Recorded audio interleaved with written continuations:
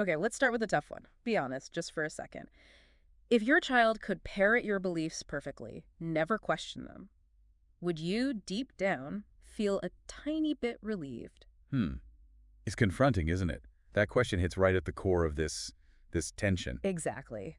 We say we want thinkers, innovators. We talk a big game about raising kids who can dissect ideas. But then that very independence, that critical thought, it can feel, well, unnerving when it turns its gaze back on us, on the foundations we've laid. Right. We champion curiosity. We absolutely do. Right up until their questions start getting inconvenient for us. That's the tightrope, isn't it? How do we genuinely nurture minds that are free to roam? Truly free, even if they roam right past the boundaries we're comfortable with. Picture this, a classroom.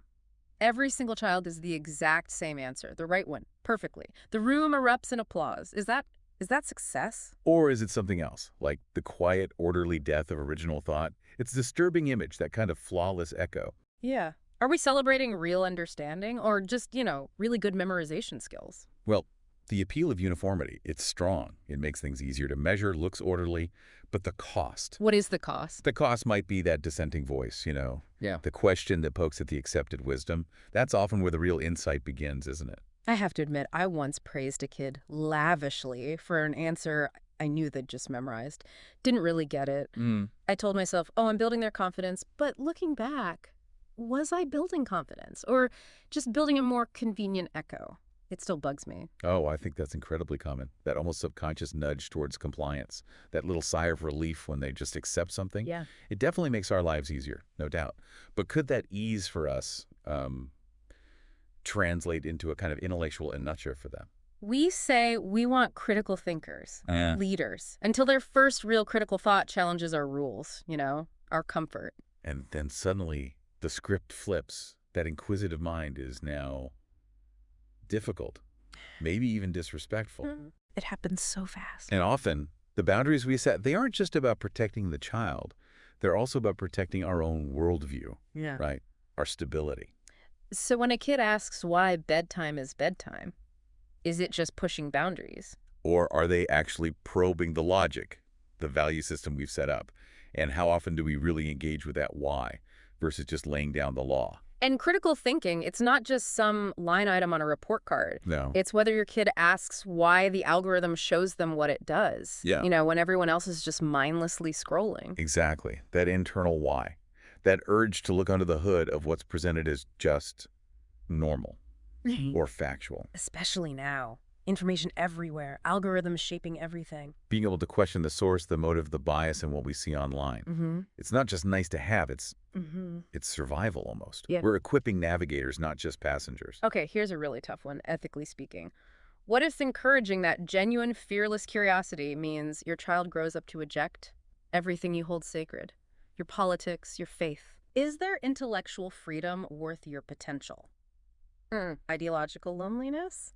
That's a heavy one to sit with. It really is. It taps into our deepest fears, doesn't it? Fear of being wrong, fear that our values won't last, fear of disconnection for the people we love most. So accepting their freedom means accepting they might end up somewhere completely different from us. That's the gamble, I suppose, if you truly want them to be free thinkers. I remember a teacher telling me once, kind of confidentially, the quietest kids are the easiest. Mm. And I had to ask, are they quiet because they're disciplined? Or because they learned somewhere along the way that their questions just weren't welcome? That's chilling, because what gets lost in that silence? What potential brilliance just stays dormant? Right. An ideal classroom, you picture it buzzing with ideas, right? Debate, exploration. Absolutely. But if silence becomes the gold standard, then you risk penalizing intellectual risk-taking. The teacher's comfort becomes more important than the student's curiosity. And think about tests. Your kid aces a test? Great, but do they really understand it? Or are they just exceptionally good at pattern recognition, figuring out what gets the points? Are we building deep comprehension or just like really skilled test takers? Compliance masters? That's the danger of relying too heavily on standardized tests, isn't it? They can incentivize rote learning over genuine understanding. Recalling facts isn't the same as applying knowledge or thinking critically about it. You know the saying, it takes a village to raise a child. But what if that village, maybe unconsciously, is handing out blueprints for conformity, not compasses for exploration. That's a powerful image. Uh, Are we a collective of well-meaning guides, or are we, maybe without realizing it, architects of sameness? the pressure to fit in, to follow the group norm, it's huge. Hugely powerful. Socialization is important, of course, but we have to keep asking. Are our collective efforts nurturing independent minds or just molding kids into predictable shapes? History gives us some pretty stark warnings, doesn't it? Societies that punished questions didn't just get silence. No, they got stagnation. And then they crumbled. Are we so sure our guidance, however well-meaning, isn't just a softer kind of suppression? The whole arc of human progress relies on people asking tough questions, Right. challenging the status quo. Absolutely. So if we accidentally discourage that in kids, Mhm. we're potentially undermining the very engine of innovation. Okay, everyone listening, take a breath. Think about the last time a child asked a really inconvenient question, one that pricked your certainty. How did you really react underneath the polite smile? Did you embrace the question? Hmm. Or did you kind of subtly shut it down? Our first reactions, they often tell the real story, don't they? A question that shakes our assumptions can feel like a personal attack almost. Or a challenge to our authority? Yeah. Taking that second to understand the intent behind the question, not just the words, that can be really revealing about ourselves. We applaud out-of-the-box thinking in adults. We celebrate it in TED Talks. Yeah. But then look at our kids' structured play. How much of that is just us meticulously drawing the box? Huh, yeah. Are we really fostering creativity or just a kind of managed, pre-approved creativity? The desire to guide and protect is strong, but maybe it leads to overscheduling, too much direction. It certainly can. Structure has its place, obviously. Yeah. But too much can squeeze out that unstructured time, that space where kids just mess around and stumble onto something new. That's where imagination often sparks. Okay, forcing a choice. Would you rather your child be the perfect student, flawless regurgitation, never creates anything original, Mm-hmm. or the challenging student, questions everything, maybe doesn't have the best grades, but thinks deeply? It's a stark choice, but one we kind of make implicitly all the time, don't we? Our system often rewards the first one more, doesn't it? Yeah, the conformity, the high scores within the defined metrics. We need to keep asking ourselves what we really value. Is it perfect replication or that often messy, unpredictable journey of original thought? Think about school projects. Some kids follow the instructions to the absolute letter. Yep, precise. Others, kinda, try to rewrite the instructions. Or bend them. Which one gets the better grade? Honestly. Often the rule follower, right? Yeah. The innovator, the one who deviates, might hit more roadblocks, get marked down for not following directions. So our reward systems, do they actually value creativity or just obedience? We need to make sure they do. Yeah. Genuinely value initiative, not just ticking boxes. Okay, rapid fire. Hmm. Do we want kids to just obey rules or to understand justice? Do we want them to pile up facts or to pursue truth? Big difference. Are we even asking them what they want out of their own education? These are the fundamental questions, aren't they? Education should be a dialogue, a journey together, involving kids in their own goals, explaining the why behind rules that builds critical thinking. It gives them agency. I'll be honest, I desperately want my kids to forge their own paths, truly. Mm, But there's this terrified, controlling part of me that secretly hopes their path looks an awful lot like mine. Oh, absolutely. That internal tug of war is so real for so many parents. Our own experiences, hopes, fears, they inevitably color how we see their future. Recognizing that bias is maybe the first step. It has to be.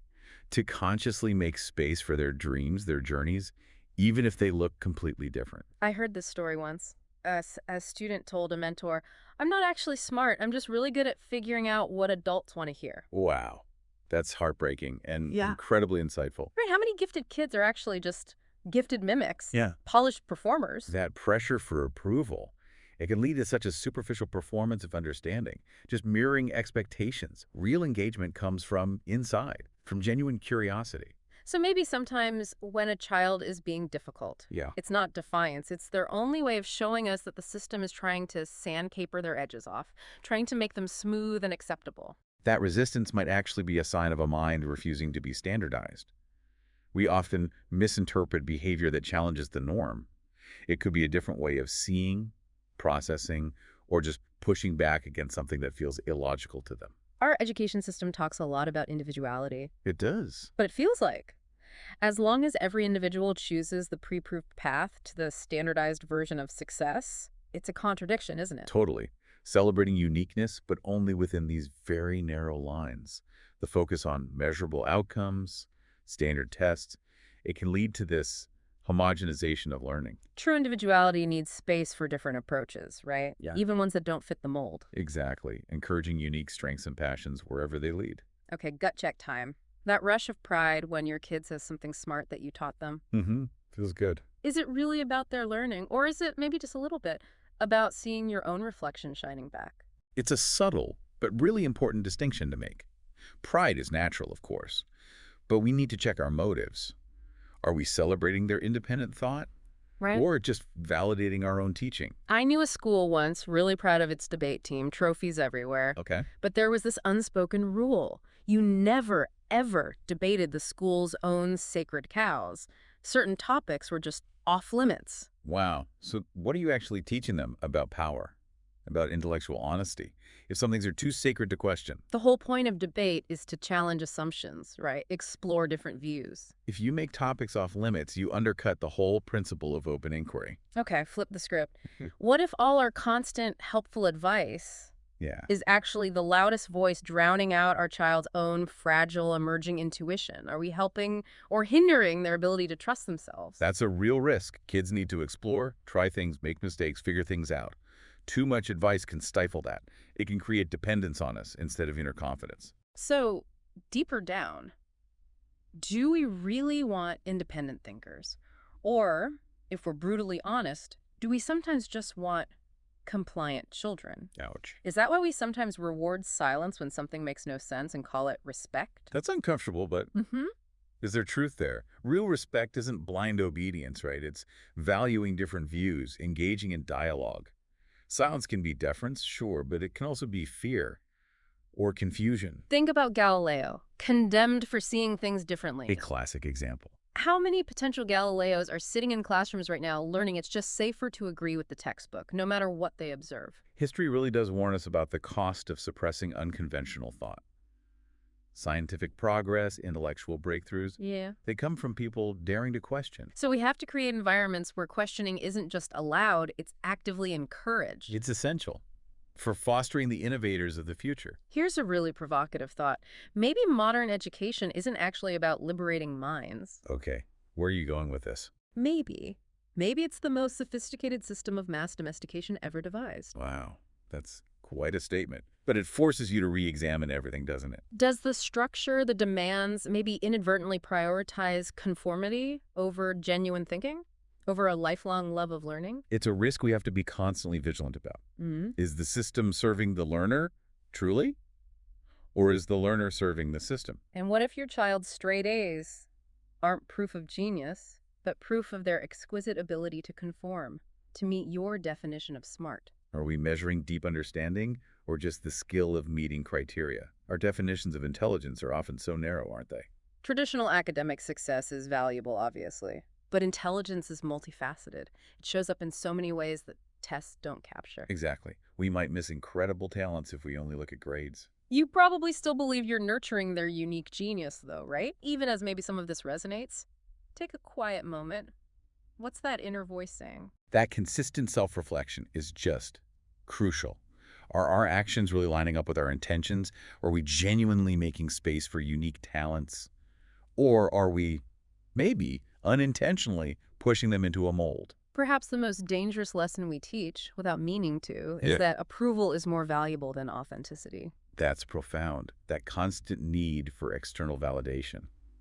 It can completely stifle the development of a real sense of self, a unique voice. If kids learn their worth depends on meeting expectations, they might just start suppressing their real thoughts, their real feelings. And the long-term consequences of that for their identity, their ability to be real in the world, they're huge. Okay, we're over halfway. Let's circle back. That child who parrots your beliefs perfectly, that relief you might feel, Mm-hmm. is it truly about their security? Or is it maybe, just maybe, more about your own comfort, your own security? Examining our own motives here is absolutely key, isn't it? Are we prioritizing their freedom, even if it makes us uncomfortable, or are we seeking the reassurance that they think just like us? If this conversation is making your defenses go up, maybe that's a sign. Could be. Send this deep dive to another parent, another educator, see who's willing to wrestle with it. Sometimes the conversations that make us most uncomfortable are the most valuable. Absolutely. Engaging honestly about these things, questioning our own assumptions, considering other views, it's essential if we want a more thoughtful approach. What if our obsession with preparing kids for the future Right. is really just our fear of them creating a future we don't understand or can't control? Are we equipping them for the world that will be, or trying to mold them for the world we knew? The future's unpredictable. So the goal should be adaptability, Yeah, critical thinking, resilience. exactly. Skills to navigate whatever comes, rather than forcing them into our preconceived idea of the future. Okay, which is worse? A child asks a question you can't answer, Hmm. Happens all the time. or they stop asking questions altogether because they sense your discomfort. Which one ultimately limits them more? Well, an unanswered question can actually be a launch pad, right? For exploring together. But a question unasked, that's a closed door. A potential discovery lost because they didn't feel safe asking. We enrich kids' schedules like crazy, overstuff them. Like mini resumes. More activities, less downtime. Where's the space to just think, to let their minds wander, make connections? That unstructured time is so vital for creativity, for deep thinking, reflection, daydreaming, just exploring without a goal. An overscheduled childhood might be squeezing that out. Can you imagine the mental energy it takes for a kid to actively hold back a burning question just to please you or keep the peace? The weight of that unasked why, it's Yeah. got to be immense. And the cost, frustration, disengagement, a loss of intellectual agency. We need safe spaces where all questions are welcome, even the awkward ones, especially the awkward ones. It's crucial for fostering that lifelong love of learning. Quick self-inventory. Think of the white lies you tell kids to protect them. Now ask, are you protecting their innocence or your authority, your worldview? Does shielding them sometimes shield us from their sharp questions? It's a fine line. Protection is important, but honesty, delivered age-appropriately, builds trust. Shielding them too much might hinder their ability to handle complexity later. People say, oh, your child is so respectful, so mature. They never question. Mm-hmm. See it as positive traits? But is it genuine respect? Or have they just mastered the art of mirroring expectations flawlessly? Is it understanding or just really well-learned compliance? True respect involves appreciating different views, right? Not just blind obedience. A kid who never questions might have learned that compliance pays better than critical thought. I heard about a bright young artist who just stopped drawing. Oh no. Why? Her reason: my teacher said my trees weren't the right color. Ugh. How many bright colors are there for a tree in a child's mind? Exactly, that one little comment. It speaks volumes about how easily creativity can be stifled, even unintentionally. Art, innovation, creative thinking. They need freedom, experimentation, not rigid rules about the right way. Imposing those constraints can just crush that natural impulse to explore and express a unique vision. So, bigger picture. What's the collective cost when millions of kids learn that compliance is safer, more rewarded than curiosity? Who benefits from a generation that doesn't rock the boat, doesn't challenge the status quo? It's a massive question for our future. A society that discourages questioning risks stagnation. Right. Less innovation, less ability to solve complex problems. Progress depends on people challenging things. You probably think you're open-minded. Most of us do. Sure. But when your kid came up with that really wild idea, that out there thought, what was your first gut reaction? Curiosity or correction? Be honest. It was probably closer to correction, wasn't it? That immediate instinct, it tells you a lot about your real stance. True open-mindedness takes effort. Suspending judgment, really listening to something different. Our gut reactions to unconventional ideas often reveal our unexamined biases. You don't need like an authoritarian regime to kill critical thought. Right. You just need a culture that consistently, maybe subtly, rewards the echo and ignores the original voice, that quiet pressure to conform. It works just as well. Societal norms, school practices, even well-meaning parenting. It can all accidentally create an environment where fitting in is valued more than thinking differently. That subtle pressure stifles the very curiosity we say we want. And who decided what normal thinking looks like for a child anyway? Piaget, some curriculum committee, that perfect parent on Instagram. And what if normal is just average, mediocre? Whose standard are we shooting for? Development theories, frameworks, they offer insights, sure, but every kid is unique. Imposing rigid ideas of normal can make us miss their individual potential. Absolutely. We have to see the individual child. I used to think I was teaching kids to question, genuinely. Yeah. And I had this humbling realization. I was mostly teaching them to question within my framework in ways that ended up reaffirming my worldview. It's so easy to mistake guided inquiry for real freedom. True empowerment is giving them the tools and confidence to ask their own questions, follow their own paths, even if it challenges us. Carl Jung said something profound, that the greatest burden a child bears is the unlived life of the parent. Heavy. Are we also burdening them with our unasked questions, our own intellectual limits becoming the invisible fences around their exploration? Our own fears, regrets, unmet dreams, they can unconsciously shape the expectations we put on kids.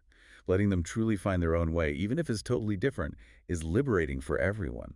There's a kind of wildness in every child's mind, isn't there? Definitely. If your home, your classroom is always too quiet, what have you already tamed? That silence. It might not be peace. It might be something vital that's been lost. Kids are naturally curious, inquisitive. A vibrant learning space often buzzes with questions, discussions, the sound of discovery. A natural quiet can be a sign that curiosity is being suppressed. Have you ever looked into a child's wide, curious eyes and just given them a neat, prepackaged answer? Because their raw wonder felt too much, too inconvenient. Did we prioritize our comfort over their exploration in that moment? It's tempting. Their innocent questions can expose our own limits, challenge our understanding, but resisting the easy answer, exploring together, that's often a much richer learning experience for both of you. Absolutely. There's no such thing as value-neutral education. It just doesn't exist. Every lesson, every story told or not told, every silence, it's all shaping them. The only question is, into what? The choices we make, consciously or not, what we teach, how we teach, the values we stress, they profoundly shape young minds. Recognizing that responsibility is huge. For parents, for educators, for everyone. Maybe we're not meant to be their infallible guide. Maybe sometimes we act more like gatekeepers. How so? Gatekeepers to 1,000 paths they'll never know existed because we only showed them the one we thought was right. Our limited view limits their horizon. Our role should be opening doors, shouldn't it? Showing them possibilities, giving them tools and confidence to navigate their own journey, not directing them down one path. If a child constantly has to choose, get celebrated for conforming or be misunderstood, maybe even mocked for being original, Yeah. Which choice does our system make easier? look at what we actually praise, what gets rewarded. The pressure to fit in, get approval. It's intense for kids. We need to actively create environments at home, at school, where originality is genuinely valued, where they feel safe expressing unique views, even if they're different. You can't truly empower a child's voice until you confront how much you secretly enjoy the sound of your own wisdom echoed back. That echo feels good to the ego, doesn't it? But it's stagnation, not growth. True empowerment means making space for their voice, even if it challenges yours. It means really listening, being willing to learn, not just seeking validation. A genuine willingness to learn from them, too. Okay, hypothetical. If your child could design their own school, their own curriculum, totally free of adult agendas, would you be brave enough to let them attend? That really tests our trust, doesn't it? Yeah. Our trust in their curiosity, their ability to direct their own learning. Giving kids real agency in their learning can lead to amazing things. When they pursue what genuinely interests them, their engagement, motivation, understanding, it can just skyrocket. Often beyond what we'd imagine. A child's unanswered question, it doesn't just disappear. No. It calcifies. It turns into a doubt about their own mind, their own ability to figure things out. That erodes confidence. Every unanswered question sends a message, doesn't it? That maybe curiosity isn't welcome, thoughts aren't valued, understanding is pointless. We need a culture of inquiry where all questions are respected. When today's kids are adults, looking back at the world they inherited, maybe blaming us, what part will their own intellectual passivity play? And will our fingerprints be all over that passivity? What's our accountability? How we raise and educate kids now directly impacts the future. Fostering critical thinking, that spirit of inquiry. It's not just about individual kids, it's about the future of society. Maybe the ultimate sign of a successful education isn't awards or test scores. What is it then? Maybe it's a child who has the intellectual courage to constantly question the very education they received, that ongoing critique. That's the sign of an independent, evolving mind. A lifelong learner isn't a passive absorber. They actively engage, question assumptions, stay curious, always wanting deeper understanding. I've definitely done it. Shut down a kid's why with a tired because I said so. We all have, probably, in moments of frustration. And the silence that followed, that wasn't respect. That was a tiny surrender, a small defeat for their intellectual freedom. Taking that extra moment, even when tired, to explain the reasoning. It's powerful. Yeah. It fosters understanding, builds those critical thinking muscle. Look, we're all drawn to the easy answer, the obedient nod. It's human. It is. But recognizing that shared flaw is the first step. It lets us start demanding more from ourselves, for them. This isn't about blame. It's about shared responsibility. Creating a culture that truly values curiosity, promotes critical thinking, encourages open inquiry. It takes conscious effort from all of us, parents, teachers, everyone. It's ongoing reflection, dialogue, commitment. Remember that classroom? The one with the perfect identical answers? Yeah, that unsettling image. The real horror isn't just the conformity, it's that we might actually call it excellence. That's the danger. Mistaking uniformity for success. True excellence isn't uniformity. It's cultivating diverse views, encouraging intellectual risks, celebrating original thought. Ultimately, you aren't defined only by the child you raised, and they aren't defined just by the grades you celebrated. So what is true education?